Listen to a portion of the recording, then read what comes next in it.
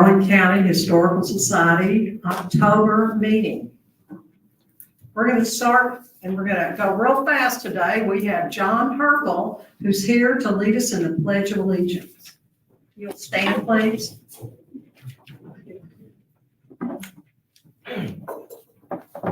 Please join me in our Pledge of Allegiance to the flag. I pledge allegiance to the flag of the United States of America and to the republic for which it stands, one nation, under God, indivisible, with liberty and justice for all. Thank you, John. Thank you all. Each of you should have received the minutes from our September meeting. We will vote on and approve them as read. Do we have a motion? So moved. Tom French is first. Second. John is second. Thank you. All those voting to approve the minutes, say aye. Okay, those opposed? Okay, the minutes have now been approved as read. Thank you very much. I'd like to recognize our corporate members right now.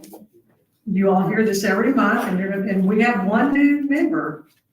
National Park Gifts and Souvenirs is our first corporate member. They are followed by AT&T, Myers Realty, Walpole Bass and Spa, and the new corporate member is Selected Funeral and Life Insurance Company, Courtney Crouch's company. Thank you.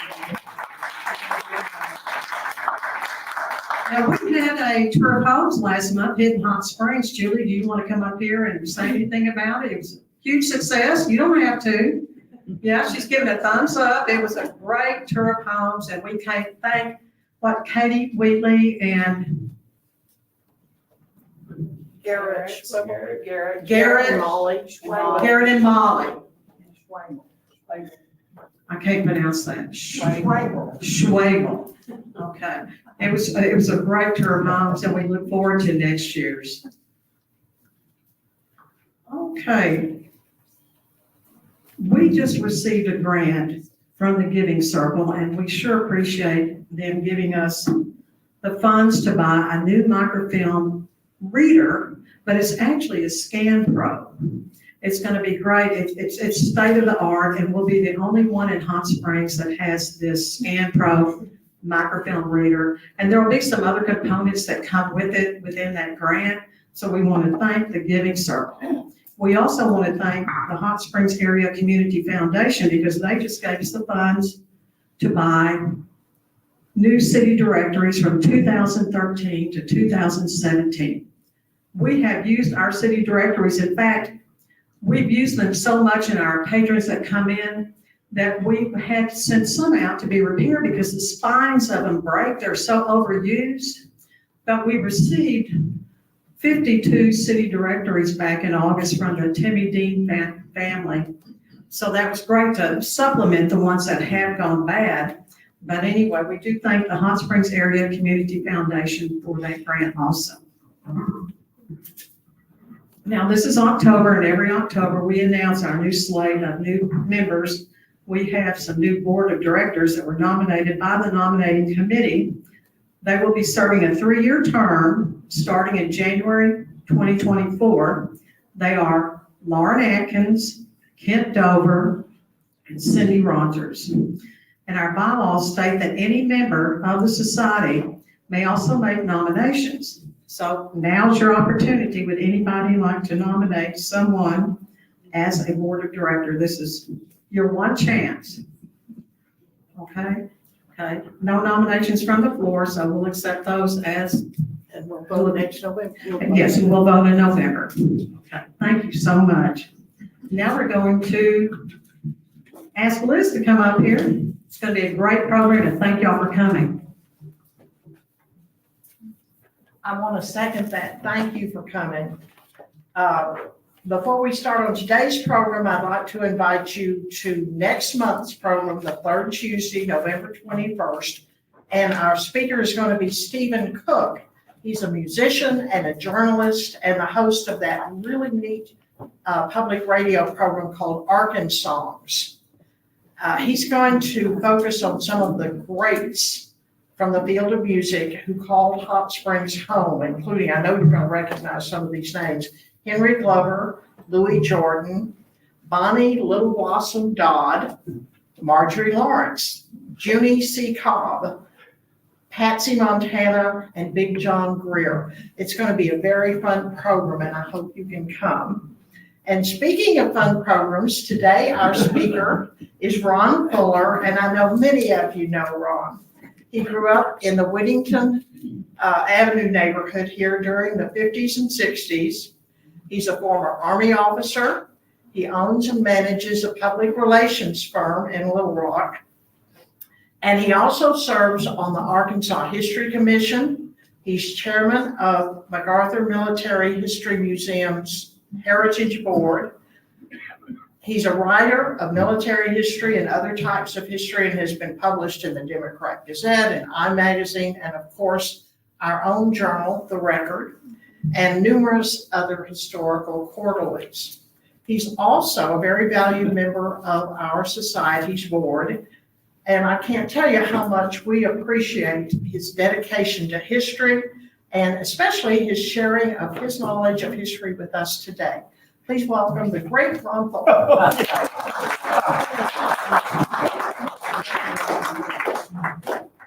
What Liz didn't say is I was one of those rough and tumble Whittington kids. And as my friend Duke Nix, who sits back here, one of those tough guys from Pullman Avenue. So we had a good time.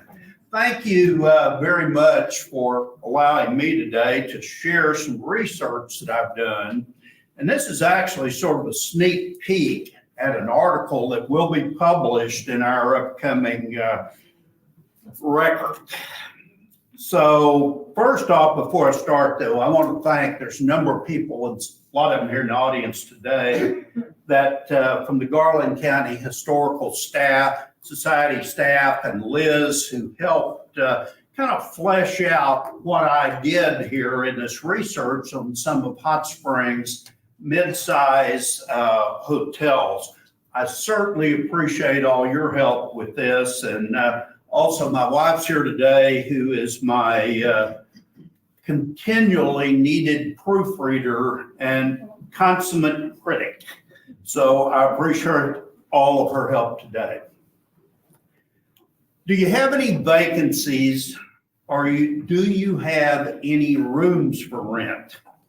These are phrases that have been repeated probably, I cannot see anymore now that you've turned out the light. All right, I still can't see. It's what happens when your eyes change a little bit here. Thank you. Do you have any vacancies or do you have any rooms for rent? Are probably phrases that have been repeated hundreds of thousands of times, if not millions of times, here in Hot Springs, Arkansas over the years. Now, when lovers of Hot Springs history begin to think about hotels and lodgings here in Hot Springs, the ones that, of course, immediately come to mind are the Arlington, the Majestic Hotel, the Como, and the Eastman. Those of you that may be a little bit more familiar with Hot Springs history will also remember the Moody, the Rockefeller, the Avenue Hotel, which was on the site of the ruins of the old Majestic, and the Park Hotel, not the current Park Hotel, but the one that existed down at the corner of Grand and Mauer. Another great property, of course, no longer with us. Now, all these large hotels that developed here in Hot Springs certainly catered to, for the most part, the more affluent traveler that was in town. However, a number of these hotels did have blocks of rooms that were smaller, that were less lavish, and those catered to traveling salesmen and travel to those a little less affluent. My intent in putting all this together and researching this topic was really, I got to thinking about man's eternal search for a safe and reasonable place to sleep. I'm going to conclude that little part of the program by showing you some of the mid-sized hotels that have existed here over the years. These are the hotels that helped make Hot Springs the success that it was and the success that it became. They provided economical, comfortable, and convenient lodgings for travelers. Tens of thousands of people, hundreds of thousands of people stayed in these smaller hotels while taking the baths, enjoying the mountains, Oaklawn Park, and the gambling in the lakes. Many of these places were near Bathhouse Road, the train stations, streetcar lines, and eventually the city bus lines.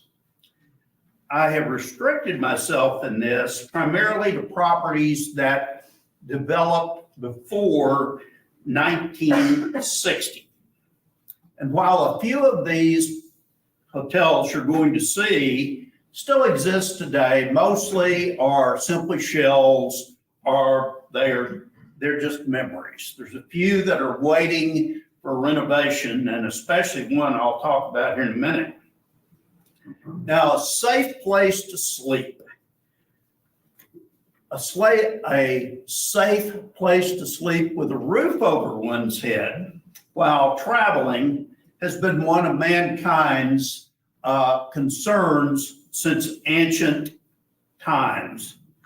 Our ancestors first sort of moved out from their home spot and began to build little lean-tos. They slept in caves, they slept in shacks, they slept in just about anything that offered a safe place to sleep. And many times they were forced to have a big spear or a large knife to defend themselves while sleeping.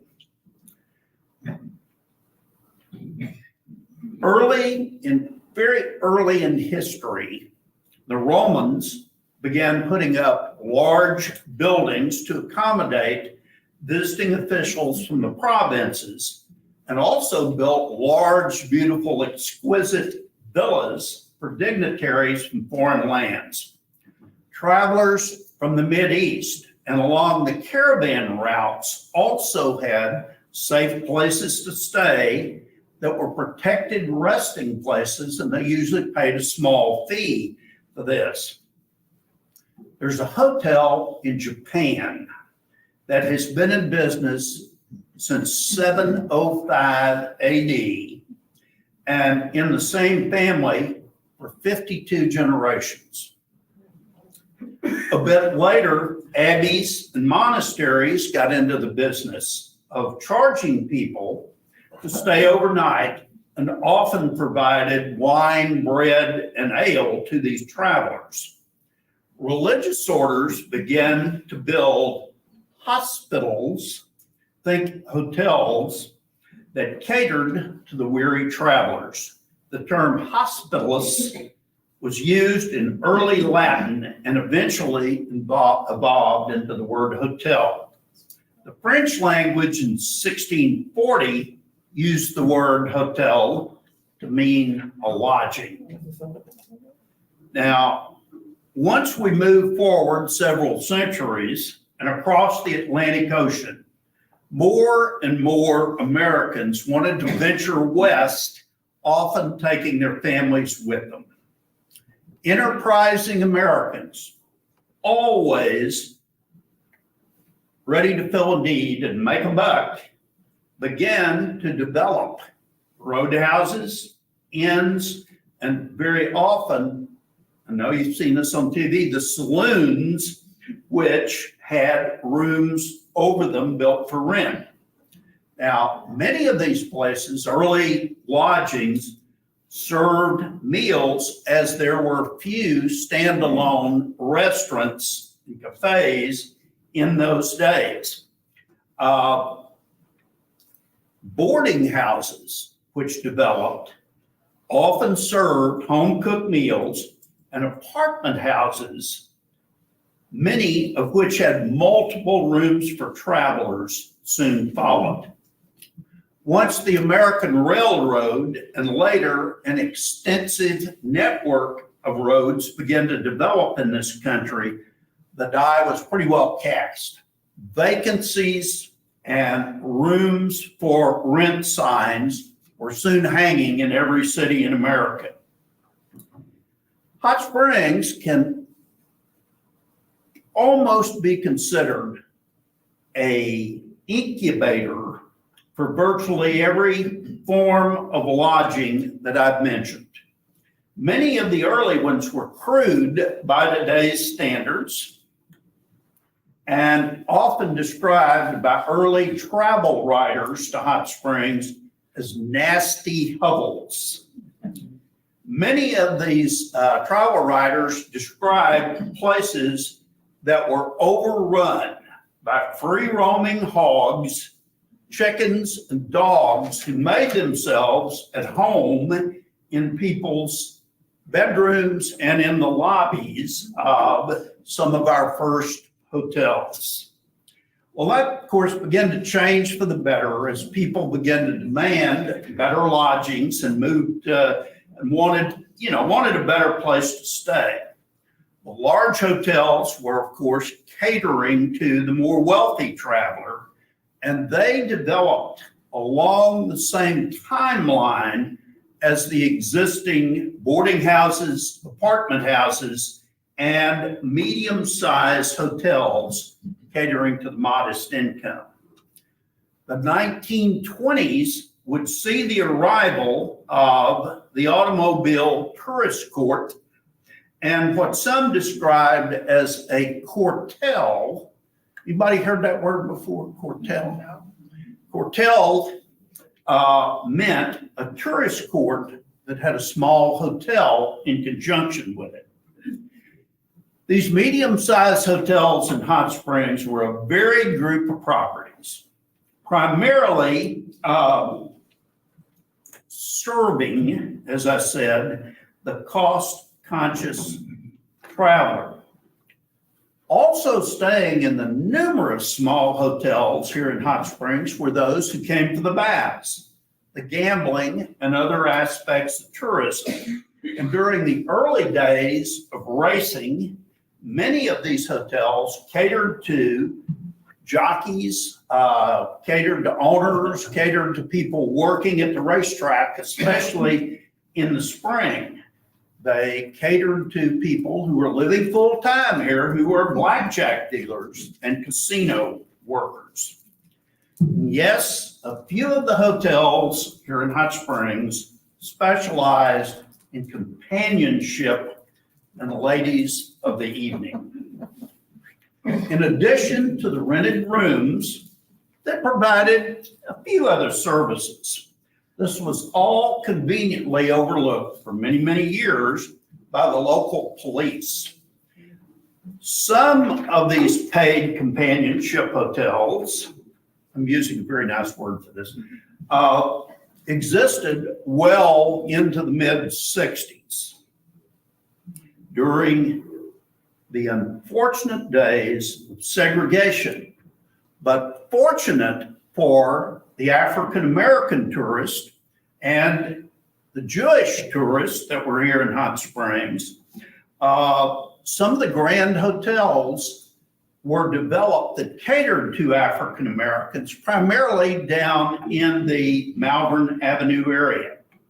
Now, many of the hotels used what was called a drummer, hence the word drumming up business. Now, some of the drummers would meet the trains in Little Rock, board the trains, and try to strongly convince the tourists coming in as to where they should stay. Several hotels had, certainly a number of them, had vehicles that met the trains offering rides to the various hotels. The competition for those riding in the train cars and the existing trains became so fierce that this was finally eventually outlawed by the city. There was a small hotel on Whittington Avenue. Some of us here may remember it, the Marion Hotel. The Marion was owned by a gentleman named Mr. Milton Asbury, and as a 10-year-old, I remember that hotel because he used to rake the leaves occasionally in front for Mr. Asbury, but he had an old Packard limousine. And Mr. Asbury would actually meet the trains, convince people to come to the Marion Hotel, which was in pretty bad shape, by the way, late into the 50s. A few hotels here in Hot Springs had fine dining rooms and offered meals. Visitors at the various hotels that served meals could have the American plan, which meant your meals were included, or the European plan, which meant that you had to pay extra for your meal. Now, there were several hotels here, as I said, that catered to the Jewish traveler. The Knickerbocker, as well as the Balfour, served full kosher menus. The Knickerbocker still exists as a shell today. Many of the hotels had spacious lobbies, including sitting and waiting areas long before the days of in-room phones and later small black and white televisions. In the early days, some of the hotels had electric call bells to summon rooms or maid service. A lot of these older hotels were wooden floors. They had large ornate rugs that were over the floors. There were no ice machines. Well into the 50s, usually only a black and white television in the lobby. In a lot of the smaller hotels here early on, many of the guests shared a single bathroom on each floor, and the hotels provided a night vessel for you to use, since there was only one bathroom per floor. Later, some of the hotels certainly began to develop phone booths so the guests could call home. The lobbies were places where people sat and gathered and visited about their wonderful day in Hot Springs. And I might say that most of the men sat around the large lobbies smoking very good, at the time, Cuban cigars. Though not all, most of the hotels prohibited liquor and unescorted women in the rooms. These were indeed interesting times for the traveler. Now, I've included a number of small and medium-sized hotel postcards from my collection that we're about to see here. We'll run through them. A few of them I'll just barely touch on, so we have a few minutes for questions. Liz and the Historical Society have provided a few of these as well, so I appreciate these. And they represent only a small section, probably over a couple of hundred of these hotels that have existed from about the 1870s on. Over the years, places were called hotels, but they were also called hotel apartments, hotel courts, courtels, and later motor courts, motor hotels, and of course, later on, the motel that we see today. Now, Hot Springs, I think, owes much of its success to these smaller hotels. Not everybody could stay at the Arlington, the Majestic, and the more grand hotels. These were very important, as well as the early entrepreneurs that helped make this city what it was. So I've tried to focus on, or I will try to focus on a few of my favorites, and I do want to leave a little time for questions here at the end. So Liz has very graciously agreed to start putting things up here for me. and we'll take a little trip down memory lane. Those of you familiar with where Boston and Delaney service station sits today, or sat later on, you can see the rock outcropping there at the big corner of Central. Am I anybody's way here? Let me turn this around. These little shacks you see going up the mountain here were rented for $1 a day. And they just sort of built one right after the other. And I would say this was one of Hot Springs' first hotels, if you can call it that. Let's bring the other ones up, Liz.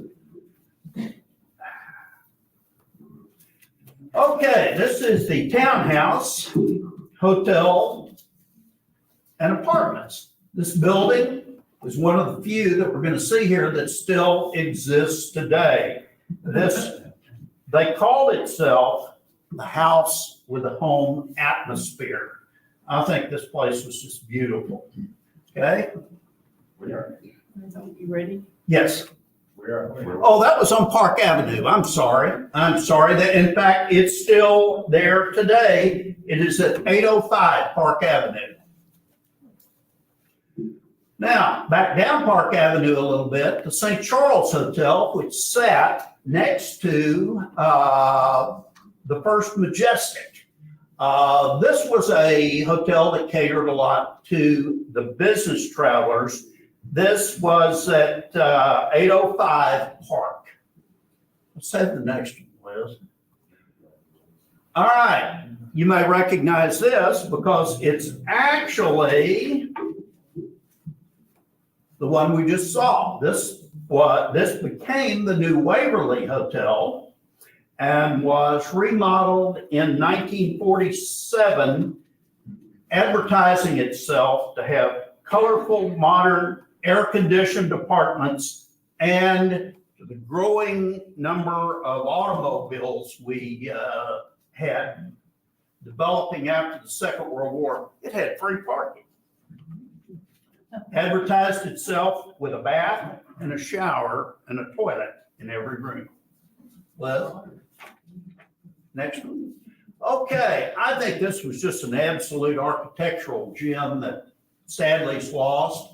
The Southern Hotel, formerly the Josephine, sat where the old St. Joseph sits today. Was all of that was erected in 1885, and in 1915 the rates were $7 to $10 per week. Next one. This is the New Albany Hotel that was at 226 Parker Street, now Pratt Street. It advertised itself as conveniently located and had rates of $6 to $7 per week. And this one burned in the fire of 1913. Liz? Okay, the Belderose Motel / hotel. In many of the early advertisements for the Belderose, they advertised themselves as a hotel motel. Originally owned by Garland Anthony, it advertised as the largest and most modern hotel in Arkansas. And there was no need, it said, to worry about elevators, car parking, or extra fancy tips. Let's take a look now at the Milwaukee Hotel. That's the one that we started with here. And you'll see the lobby in the lower right-hand section. This was at 200 Exchange Street and advertised as the most centrally located hotel in Hot Springs, only half a block from Bathhouse Road. It had a ladies' parlor, a dining room, a large lobby, and was proud to be splendidly furnished, including beautiful iron bedsteads. Is that where the parking deck is? Then the parking deck of the Exchange Street parking deck is sitting on this spot today. Take a minute here and you're going to notice a theme here repeatedly. Everything here, or I'd say 90% of what I'm showing you, after they were taken down, were replaced by a parking lot. Hot Springs seems to have an abundance of parking lots when it should have hung on to its architecture. Okay, let's take the next one. This is the Broadway Hotel. Now, the Broadway Hotel, which was at 350 Broadway, you can see a couple of, one of the existing buildings is still there today in the back, but the Broadway primarily catered to the business traveler. It was close to the Missouri Pacific Depot. You'll notice that lovely photoshopped airplane there in the top. A lot of early postcard producers love to put blimps and airplanes in their photos because this was brand new technology. But this was had a number of businesses on the first floor and the hotel rooms were on the second floor. Let's do the next one, Liz. This is a pretty building. It was called the Imperial Hotel, and it sat where the current Sentinel Record sits today, the offices for the Sentinel Record. It advertised itself as close to the bathhouses and 50 feet from the post office and theaters. Beautiful old building. Okay. Next one, please.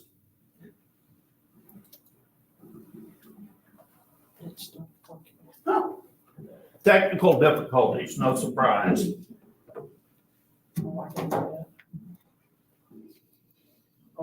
Okay, this is the new Lindell at 314 to 318 Washita Avenue. This hotel had, in the bottom of it, had the spa theater. It advertised reasonable rates, all outside rooms with steam heat, hot and cold water in every room. This sat on the spot with a Colorado grill, I believe, is today. All right. All right. Many of you may remember the Goddard. Goddard lapped around Central Avenue, headed up Washita. Owned by the Britt family. Judge Henry Britt actually had his law offices in the hotel itself at one time. This thing was absolutely huge and advertised itself as having all outside rooms. Okay. All right. One of Hot Springs' largest losses. The Moody Hotel, which sat on Washita. This is the third Moody Hotel that existed. Two others burned down in fires, and this one burned in 1973. It was a bathhouse and played host to several of the professional sports teams that used to stop into Hot Springs. Next. Okay, the Romer Hotel Court. Anybody live there today? All right, it's condos today.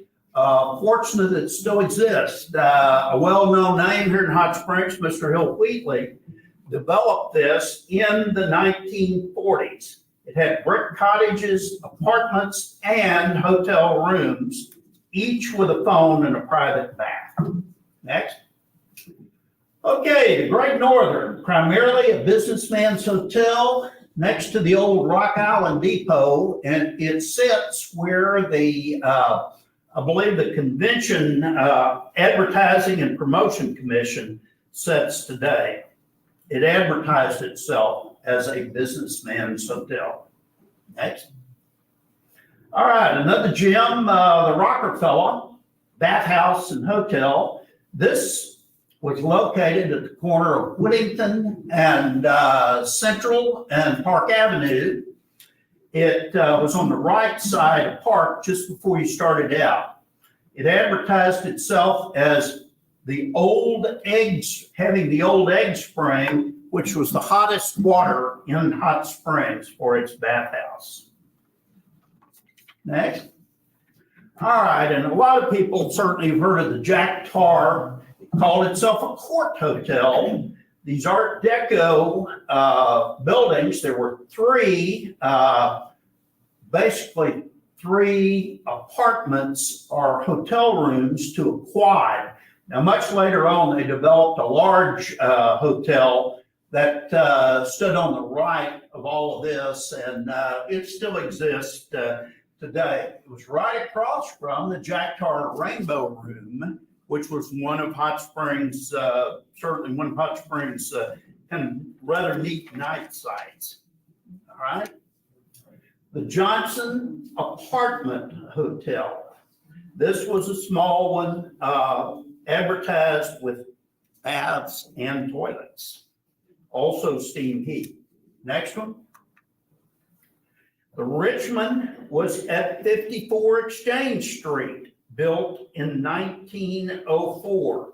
Now, they advertised as their dining room had fresh vegetables from their own farm, and rates started at $9 to $14 a week. All right. Many of you may remember the Southern Hotel, originally the Sigler, and it was an apartment residential hotel. Had the most beautiful porches in the city. This particular postcard was out of the 1950s, but it was quite a place in its day, and it existed and closed after renting apartments in 1987. Where, Ron? This one was on 333 Washita. The bank's there now. Yes, the bank is there now. All right. Now, this next one, Liz. This unauspicious little hotel was called the Lang. The Lang Hotel was at 244 Court Street and offered 2- and 3-room apartments and also sleeping rooms only for $2 and up. It was up, those steps, which were up near the Levi, this thing was near the Levi Hospital on Court, and those steps still exist today. Next. All right. Probably the most beautiful place in Hot Springs at one time was the Mountaineer. The Mountaineer still is there today in all of its ruined glory. This hotel was built to service the traffic that was coming into Hot Springs in the 40s and the 50s on the new Little Rock Highway that was coming right down Park Avenue. Lots of traffic went by here, and this was a very fancy place. Years later, it turned into a nursing home. There were several different things, and there's been some attempts to restore this one, but it seems to still be sitting today. Next one. All right, back down Park Avenue is the Pullman Hotel on Central. This one advertised itself as having rooms for $4 a day and as nice as any hotel in Hot Springs. It called itself the Gem of the Valley, and it stood on Central Avenue and what was called Bath Street at the time. Let's go. All right, now can you back up one, Liz? That's the lobby of the Pullman Hotel, and that sits just about where Frankie's Cafeteria existed at one point.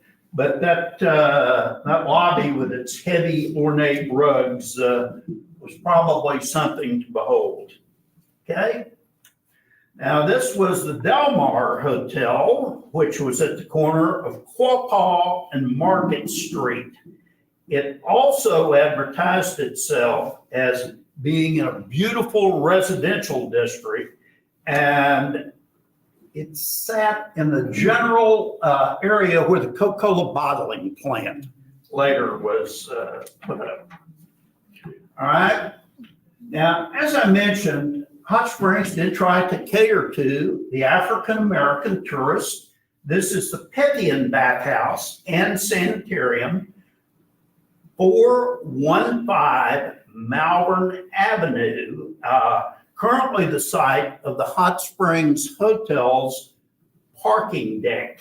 The Pythian was quite a place at times and played host to many famous and renowned Black celebrities who were here. All of the Black hotels, the Black apartment houses for African Americans primarily existed on Malvern, and there were a few African American apartment houses as well up off Whittington Avenue. The next one. All right, check those airplanes out again. Woodsman of the Union. Now, fortunately, this building still stands today. This building had some very unique features about it. It was on 501 Malvern. It had a 75-room hotel, a bathhouse, a 100-bed hospital, a nurses' training school, a bank, printing offices, offices for doctors, dentists, and lawyers, a beauty parlor, and a newsstand. African-American celebrities who were here in the Hot Springs, such as Cab Calloway, Count Basie, and Duke Ellington, all had the pleasure of staying here. All right, next one. This beautiful little building, the shell exists today, and this was the Kosher Hotel of Knickerbocker. I don't think there's very little that was any more architecturally beautiful and significant than this. And I certainly hope this one, finally, something is done to it. It's just sitting here empty today. Next one. This was a Townsend Hotel located at 114 Chapel Street. And this was interesting in that the advertising said, the owner's family resides in the hotel, which guarantees great associations. I guess that meant no big fraternity parties or anything. All right, the next one. Now, this is the Park Hotel, which is currently being remodeled here in Hot Springs. A gentleman named Joseph France, who actually we spoke to over at the Historical Society the other day. This hotel was built in the 1930s, advertised as fireproof. It was somewhat a little bit cheaper than the Majestic, and the Arlington had a beautiful roof garden that got a lot of use back in the 30s and the 40s. And President Harry Truman stayed here at one point and told his wife he loved it. The rooms were $3 a day, but his room didn't have a radio, which he really didn't mind. Okay, next. This is the DeSoto Hotel, formerly the Howell Hotel. This one, of course, sits on Central and fortunately is there today, much needing restorations. They advertised themselves at the point as having a large, beautiful mural in their coffee shop. The bottom part of it was added back in the late 50s or early 60s, I believe, and sat directly behind the hotel. Okay. The Alvin Hotel was a downtown, primarily a businessman's hotel, which fortunately some years ago there was an effort. Were any of you involved in that effort to save the Alvin when it was saved? But anyway, it's now on the National Register. And the bottom of it was home to Newberry's department store. All right. On Central, the Rector at 318, actually right across from the park and from the Arlington Hotel. It advertised itself as fully concrete and fireproof. Okay, the next one. Now, this hotel had an interesting past. It was called the Edie, and later the Ritter Hotel. And Hot Springs' favorite gangster, Oni Madden, at one time ran a race book out of this hotel. There's a lot of conversation about this in several of the books on Oni Madden, but he basically ran a horse racing bookie operation out of that hotel. Where was that? Pardon? Where was that? The Edie was at 217 Exchange Street, and it had an entrance onto Central Avenue. You can see the old Army Navy, the old Army Navy right there across the street. So it sits about where, I guess later on, would it have been Sears and kind of in that general area, Liz, or do you know? I can't pinpoint it exactly, but it opened onto Central Avenue with Exchange on the back, and was you could see the old Army Navy building right there across. Is that where the old First National Bank? Yeah, about where the First National Bank is. I think that's right. Okay, next. All right. This is one of my favorites. And this hotel was not torn down until 1967. This is the one that was on Whittington, owned by Mr. Milton Asbury and his wife, and the advertising said, "We're on a nice street, which makes you enjoy your stay. We have good home-cooked meals and fresh vegetables from the farm." If you enlarge that and really look at it, of course, like all those photos, people aren't smiling. They didn't look at that. But that sign, the Marion Hotel sign, was there. I rode my bicycle under that as a 10-year-old a lot of times. It stayed out there forever. Okay, next.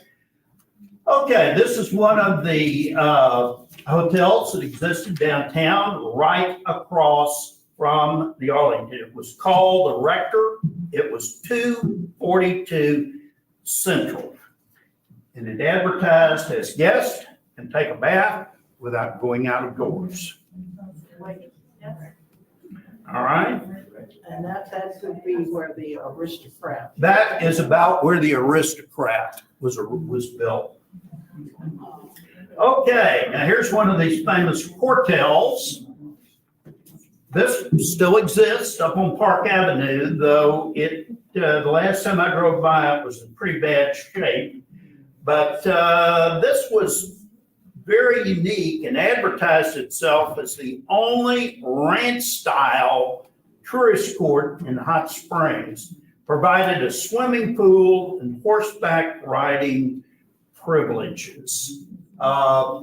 It picked up all the motel traffic and the visitor traffic coming down Park Avenue. All right. Happy Hollow Motel, that fortunately is still there today. They advertised themselves as a motel hotel early on at 730 Fountain Street. It advertised as nestled in the heart of the park. All right, next. All right, back down Central was the Marquette Hotel, 719 Central, which opened in 1901. It advertised itself as high class in every respect, but not ritzy. I like that. Next one.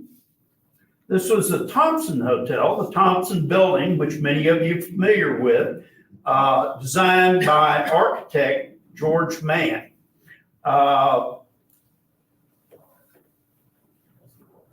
This building also had businesses on the first few floors, and the hotel was up top. It advertised itself as a first-class, moderate-price hotel with Simmons beds and inner-spring mattresses. All right.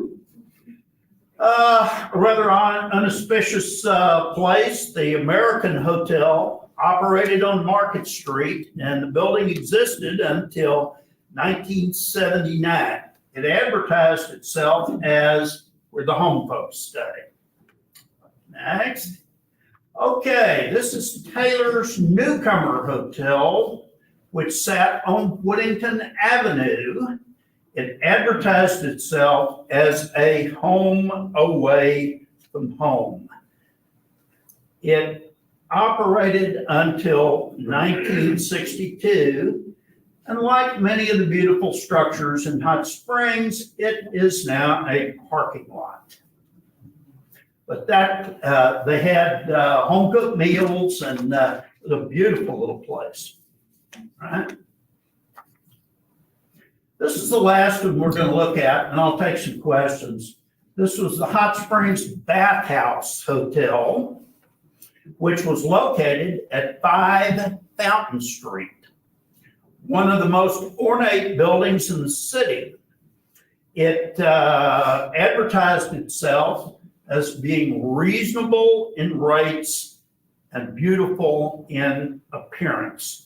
It also said in the 1920s it was the newest and largest bathhouse in the city. Okay.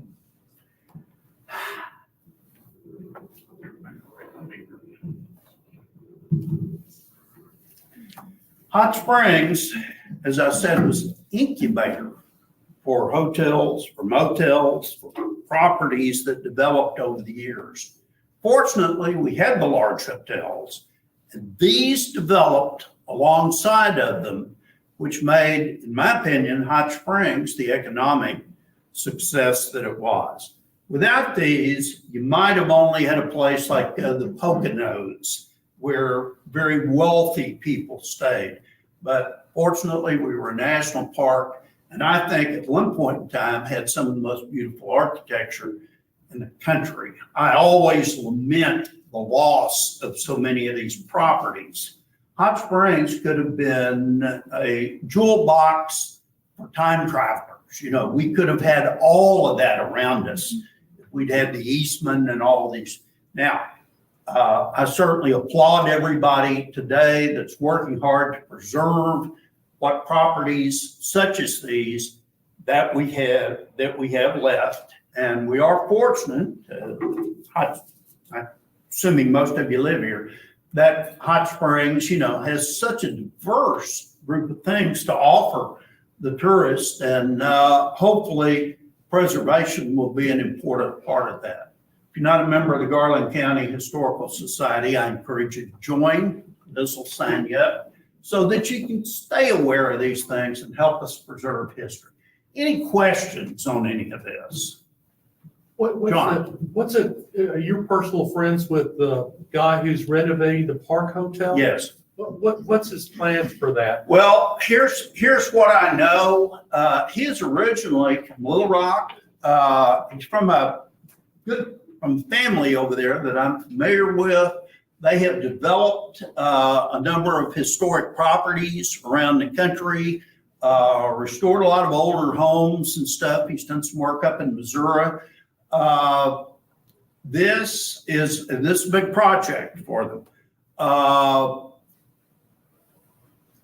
What he told us the other day is he's working toward developing this as an ongoing hotel with rooms to rent on the first floor for tourists, and then the upper portions of it may well be developed into condominiums where smaller ones. Now, we're not talking about huge 3,000 square foot condominiums, but we're talking about smaller ones. I think he was talking around 12, maybe 1,000 feet, Liz, isn't that what he said? that people would actually be able to purchase. He intends to bring the roof garden back, which was very popular in the 30s and the 40s as early 50s, as a kind of a watering hole and a neat place to be. And if you've been in that hotel or been up on top of it, the view is just phenomenal of the tower and the woods below you. He wants to develop that as part of an event venue within the hotel. He has secured, and Liz and I saw him the other day, he secured the original plans for that hotel from one of the architectural firms that inherited them. He intends to leave the structure exterior-wise exactly like it was. He's got some problems with that thing is totally concrete, and they have to cut walls to do plumbing and that sort of thing. So they are going to update some of they're having to update the fixtures, the toilets and the baths and that sort of thing. And they're going to redo some of the rooms where you have a little more storage and for the condos, a little more of a kitchenette place. Hot Springs, of course, we all know is full of things that didn't work out. But this hopefully is really going to take off. Really looks good. Thanks for the question, John. Any others? Well, I would encourage you, this is a small part of what's in the article about some of these places. When's the record coming out? In November-ish. November-ish. All right. Well, Late November-ish. you get to look at it and read it. Well, I want to know if you could go back in time and stay at one of those places.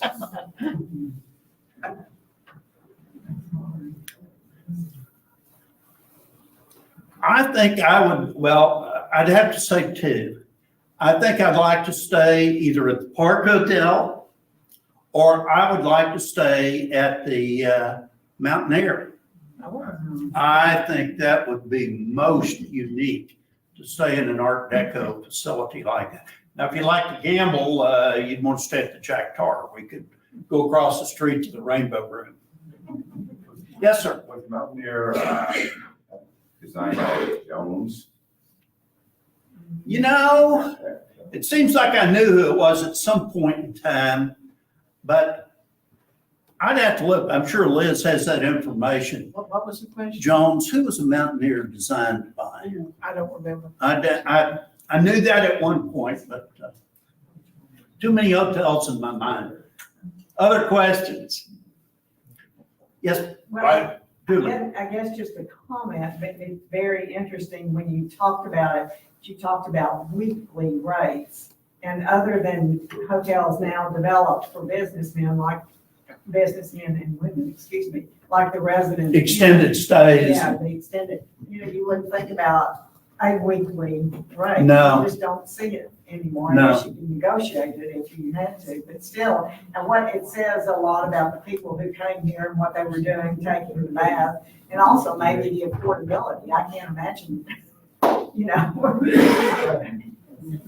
Well, some of them were just, as I said, and a lot of them, the proprietors actually lived on the site, as this one guy said, so your associations are guaranteed. I thought that was pretty neat advertising. Mr. I was just Ridgway? gonna ask your opinion of what you thought should happen with the Majestic property and the Bell Rose and Park Avenue, because every time I drive by it, I will cry. Well, first off, I don't think it should ever have been taken down. I don't think it should have burned. You don't need to get me started on the Majestic. But what's there now, I think Hot Springs should develop a Venue. unique hotel there, or maybe even a hotel with a venue. I know there's a lot of discussion about developing kind of a hot water venue there and with fountains and all of that. That would be very nice. It would really be very nice. I don't live here, so I don't have a vote, but that would be nice, or I know that, there were I saw some beautiful plans that a gentleman had for, kind of a classy, upscale hotel there. I don't know whether Hot Springs would support something like that, probably would, it probably would. People are kind of back traveling again, and, Well, the city owns it, and the Yeah. board of the city directors pretty much have the say in what's gonna happen. up there. yes, I've kept up with that too. It's a. Yes, ma'am.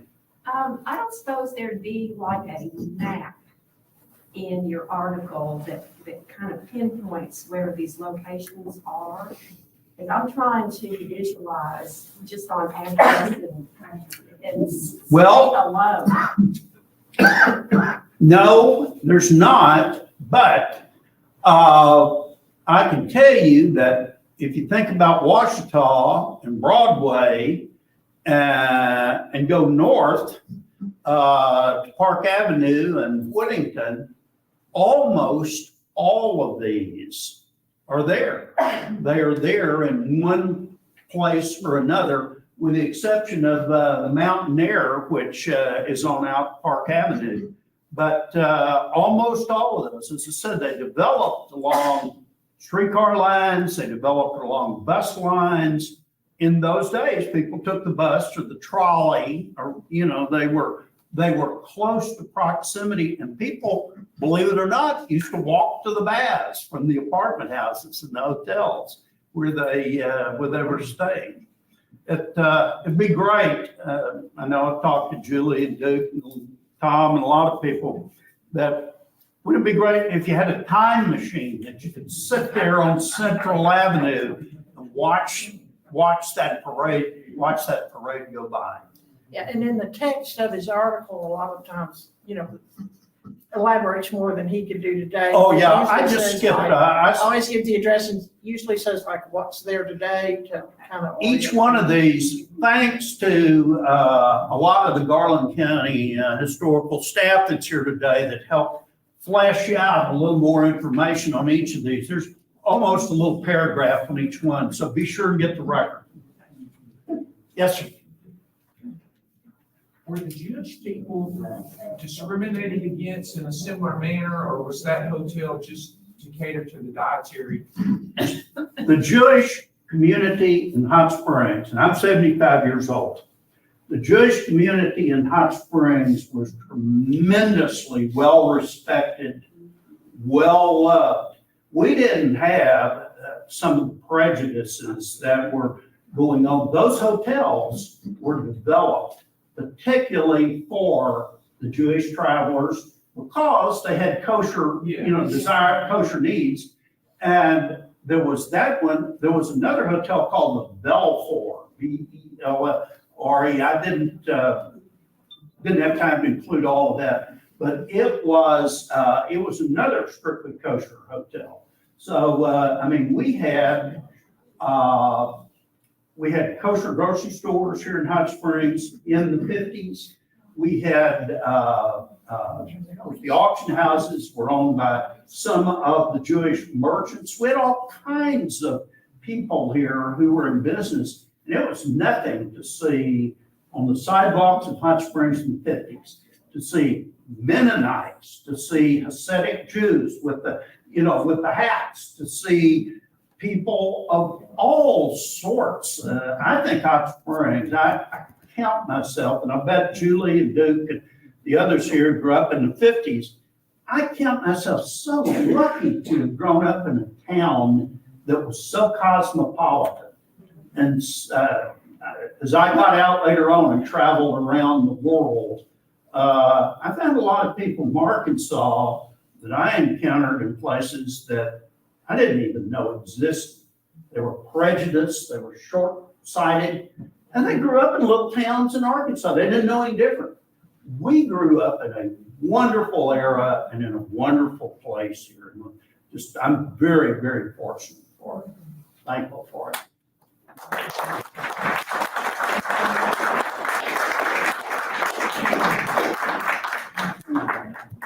Thank you, Ron. That was a fabulous program, and I agree with you. We are so fortunate to have grown up here in Hot Springs, all of us natives from Hot Springs, but, we want to thank you for coming over here today. Although he said he doesn't live here, he has a home out in the village, so you're from Hot Springs. Paul, we want to thank you in the library. Every month, y'all are so good to us. Thank you so much. We hope you all will come back next month in November, and we'll have our selection of the new board members. We'll see you then before Thanksgiving. Thank you so much.